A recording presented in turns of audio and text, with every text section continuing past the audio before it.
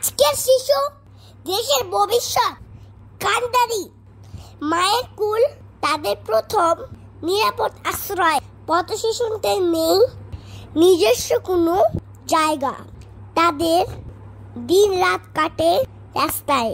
পথশিশুরা স্কুলে যায় না, পায় না জীবনকে একটু ঠাঁই দেওয়ার মতো কোনো একচোখা আশ্রয়। রাস্তায় রাতে দেখা মিলে বিভিন্ন জিনিস ঘুরে ঘুরে বিক্রি করছে।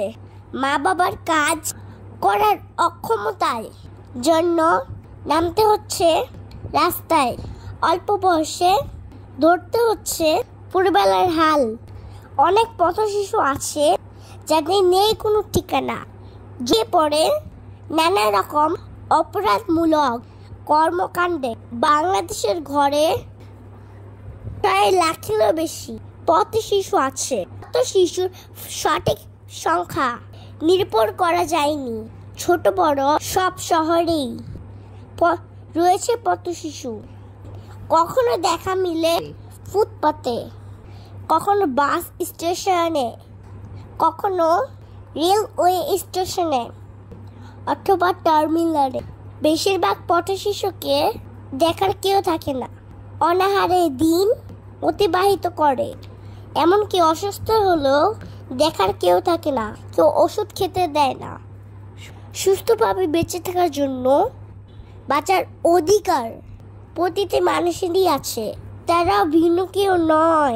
সঠিক নির্দেশনায় কিছু অভাবে ছোট ছোট কোমলমতি শিশুরা নেশায় আসক্ত হয়ে যাচ্ছে। 85% পথশিশু এর শিকার হয়ে থাকে। পথশিশুরা দেশের নিম্ন স্তরের মধ্যে পড়ে।